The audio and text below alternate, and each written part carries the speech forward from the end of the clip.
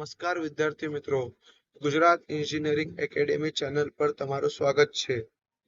આજે આપણે વાત કરી રહ્યા છે MYSY સ્કોલરશિપ 2026 ઉપર. ગુજરાતના દરેક વિદ્યાર્થી માટે સંપૂર્ણ માર્ગદર્શિકા લઈને આવ્યા છે ગુજરાત એન્જિનિયરિંગ એકેડેમી ચેનલ. તો આજે આપણો ટોપિક શું છે? આજે આપણો ટોપિક છે વોટ ઇઝ MYSY, એટલે MYSY છે શું, કોર્સ કયા કયા એમાં કવર થાય છે, તમારું એલિજિબિલિટી ક્રાઇટેરિયા એના માટે શું છે, ઇન્કમ ક્રાઇટેરિયા શું છે, સ્કોલરશિપ અમાઉન્ટ શું છે, રિક્વાયર્ડ ડોક્યુમેન્ટ કયા કયા લાગશે, એપ્લિકેશન અને પોર્ટલ કઈ રીતે યુઝ કરવું, રિજેક્શન અને સોલ્યુશન્સ કયા કયા છે એના માટે, અને FAQ એટલે ફ્રીક્વન્ટલી આસ્ક્ડ ક્વેશ્ચન્સ અને ગુજરાત એન્જિનિયરિંગ એકેડેમી ચેનલ દ્વારા આપવાના ટિપ્સ એ તમે આ વિડીયોમાં જોઈ શકો છો. તો હવે આગળ વધીએ. What is MYSY scholarship? MYSY scholarship શું છે? MYSY સ્કોલરશિપનું ફૂલ ફોર્મ છે મુખ્યમંત્રી યુવા સ્વલંબન યોજના, એને આપણે શોર્ટમાં MYSY કહીએ છીએ. જેમાં એન્જિનિયરિંગ, મેડિકલ, ડિપ્લોમા, ફાર્મસી વાળા સ્ટુડન્ટ્સને ટ્યુશન ફી, હોસ્ટેલ ફીસ અને બુક ફીસ માટે સહાયતા આપવામાં આવે છે ગુજરાત સરકાર દ્વારા. અને એ પૈસા ડાયરેક્ટ તમારા બેંક એકાઉન્ટમાં, સ્કોલરશિપ તમારા બેંક એકાઉન્ટમાં DBT થ્રુ ટ્રાન્સફર થશે. કોર્सेस કવર્ડ, એમાં કયા કયા કોર્सेस આવે છે? Engineering, diploma courses, medical dental, pharmacy courses, BCA BBA courses અને D2D પ્રોફેશનલ એટલે diploma to degree professional courses એમાં કવર થાય છે. એલિજિબિલિટી ક્રાઇટેરિયા શું છે એના માટે? લાયકાતાનો ધોરણો. તો એમાં શું હોવું જોઈએ? અગર તમે ડિગ્રીમાં છો, બી ક્યારે બીટેક કરી રહ્યા છો, તો તમારા 12થમાં મિનિમમ 80% આવવા જોઈએ. એટલીસ્ટ એટલા પર્સન્ટ તો હોવા જોઈએ, 80%, જેનાથી તમને MYSY સ્કોલરશિપ મળશે. પછી ડિપ્લોમા કોર્સમાં છો તો તમારા 10થમાં મિનિમમ 80% હોવા જોઈએ, જેથી તમે એના માટે એલિજિબલ થશો. પછી D2D એટલે ડિપ્લોમા ટુ ડિગ્રી એડમિશન્સ માટે મિનિમમ 65% તમારા હોવા જોઈએ. એટલે ગુજરાત ટેકનોલોજીકલ યુનિવર્સિટીના થ્રુ આપવામાં આવેલા CGPA તમારા 7 હોવા જોઈએ.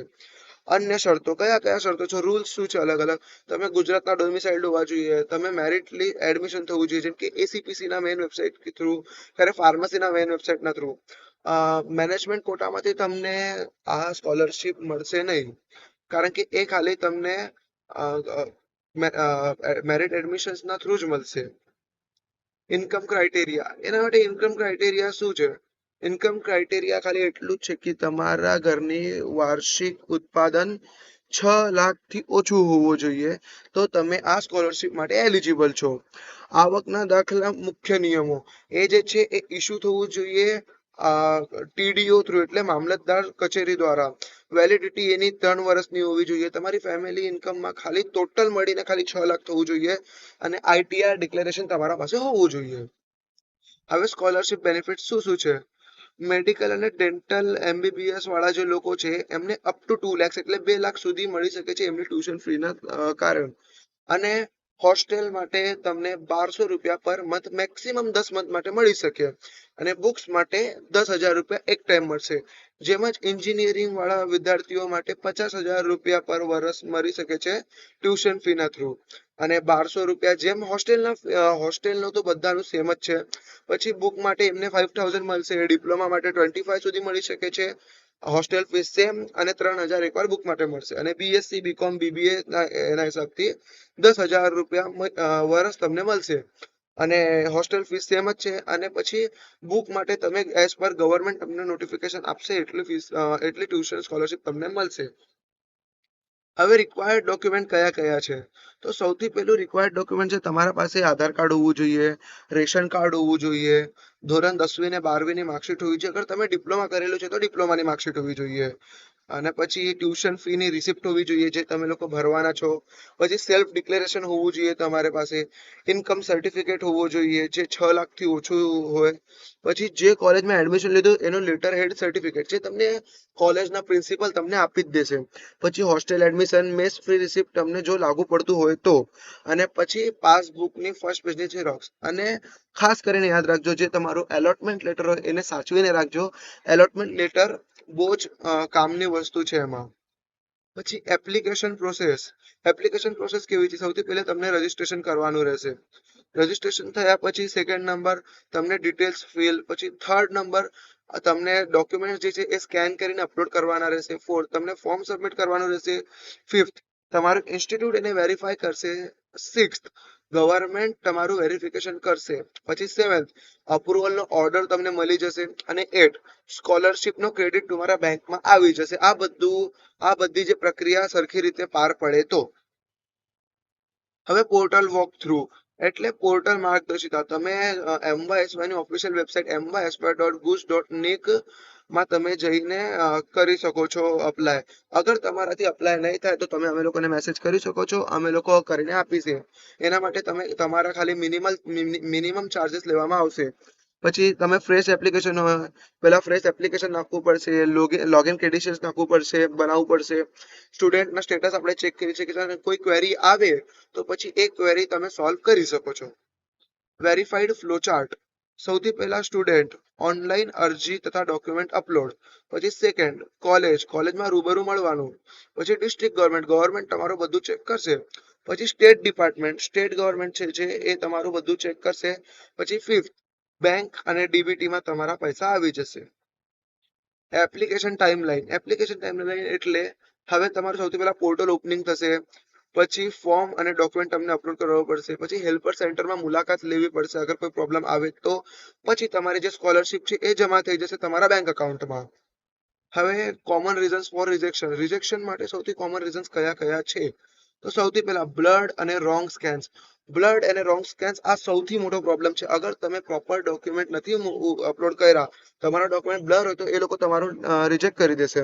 પછી નેમ મિસમેચ, તમારું નામ જે છે એ 10વીના માર્કશીટ કે ડિપ્લોમાના કે 12વીના માર્કશીટના ઉપરથી મેચ જ થવો જોઈએ. નહીં મેચ થાય તો પછી તમારું રદ થઈ જશે.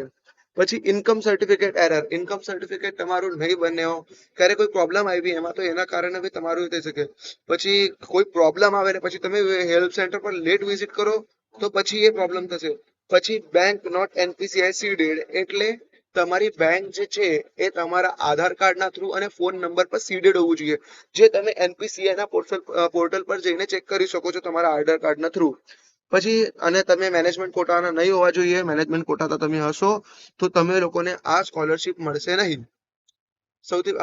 સૌથી મહત્વની વસ્તુ, હાઉ ટુ અવોઇડ રિજેક્શન્સ કઈ રીતે અવોઇડ કરવા.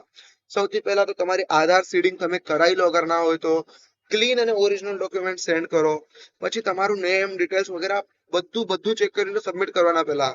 પછી ટાઈમલી તમે હેલ્પ સેન્ટર પર ટાઈમલી વિઝિટ કરો. કોઈ પ્રોબ્લેમ આવે તો શરમાવાની કોઈ વાત નથી, કારણ કે એ દર વર્ષનો છે કે પ્રોબ્લેમ આવે અને એ પ્રોબ્લેમ સોલ્વ કરવા માટે જ હેલ્પ સેન્ટરને મૂકેલું હોય.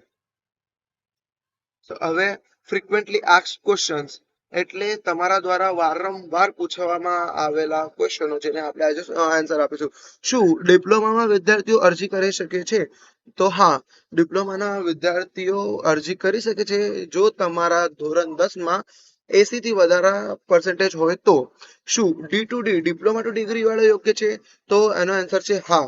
તમારા 7 CGPA હોવા જોઈએ, ત્યારે 65% હોવા જોઈએ, ત્યારે જઈને તમે એલિજિબલ છો. મેનેજમેન્ટ કોટા વાળાને ન મળે, થર્ડ ક્વેશ્ચન મેં તમને વારંવાર કીધું છે. ફોર્થ, વેરિફિકેશન માટે કેટલો સમય લાગે છે? વેરિફિકેશન માટે તમારે 2 થી 4 અઠવાડિયાનો સમય લાગે છે અને એમાં ચિંતા થવાની કોઈ જરૂર નથી, કારણ કે અગર તમારા ડોક્યુમેન્ટ્સ અને ડિટેલ્સ બરાબર હોય તો તમને કોઈ રિજેક્શન નથી મળવાનું. ઇમ્પોર્ટન્ટ ખાસ tips by Gujarat engineering academy. તમારો મોબાઈલ નંબર જે છે એક્ટિવ હોવો જ જોઈએ. એ ટાઈમે તમારો મોબાઈલ નંબર એક્ટિવ ના હોય તો તમે પછી તમને બહુ વારંવાર ત્યાં જવું પડશે. ડિજિટલ કોપી સેવ કરીને રાખજો. એના પછી અઠવાડિયામાં સ્ટેટસ ચેક કરતા રહેજો. ઓફિશિયલ પોર્ટલ અને સપોર્ટ. ઓફિશિયલ પોર્ટલ આ છે https mysy.guj.nic.in. હેલ્પલાઇન નંબર આ તમારો હેલ્પલાઇન નંબર છે. ઈમેલ સપોર્ટ mysy.gujarat@gmail.com અને ગવર્મેન્ટ નોટિફિકેશનના થ્રુ તમે પોર્ટલના થ્રુ ચેક કરી શકો છો. સમરી, ટકાવારી અને આવક. તમારી ટકાવારી 80 થી વધારે હોવી જોઈએ જો તમે 10વી ને 12વી હો. તો ડિપ્લોમા હો તો તમારે 7 CGP હોવું જોઈએ અને તમારી આવક 6 લાખથી ઓછી હોવી જોઈએ. ડોક્યુમેન્ટ તૈયાર રાખજો સ્કેન કરીને, તો તમને પછી ત્યાં કોઈ પ્રોબ્લેમ ન થાય. અને હેલ્પ સેન્ટર પર વેરિફિકેશન માટે વિઝિટ કરતા રહેજો કોઈ પ્રોબ્લેમ આવે તો. ઇમ્પોર્ટન્ટ રિમાઇન્ડર, મહત્વપૂર્ણની સૂચના, વિદ્યાર્થીઓ એમાં ખાસ ધ્યાન આપે કે વિદ્યાર્થીએ ગવર્મેન્ટ નોટિફિકેશન પર વારંવાર જોવું પડશે. કારણ કે બહુ પ્રોબ્લેમ થાય છે કે ગુજરાત સરકાર જે છે એ લેટેસ્ટ રૂલ્સ ને કરિક્યુલર ચેન્જ કરતા હોય છે. તો તમે ધ્યાન રાખશો, તમારા માટે ઈઝી થશે. Thank you. Gujarat engineering academy વિદ્યાર્થીનું ઉજ્જવળ ભવિષ્ય માટે હંમેશા કષ્ટીબદ્ધ. અમે લોકો હંમેશા તમારી હેલ્પ માટે રેડી છે, અને કોઈ પ્રોબ્લેમ હોય તો તમે અમને જણાવી શકો છો. અબાઉટ ગુજરાત એન્જિનિયરિંગ એકેડેમી, અમારા ચેનલનું અમે એડમિશન અપડેટ્સ આપીએ છીએ, એમ.વાય.એસ.વાય સ્કોલરશિપ છે, જીટીયુના important updates, exam preparations, questions વગેરે વગેરે અમે બધું આપીએ છીએ.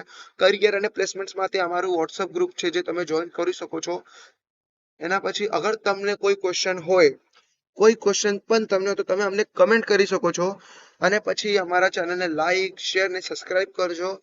જો અમારા વ્યૂઝ અને એ વધશે તો અમને બી મોટિવેશન મળશે. બાકી તમને કોઈ બી પ્રોબ્લેમ હોય તો અમારા ચેનલને વિઝિટ કરજો. Thank you.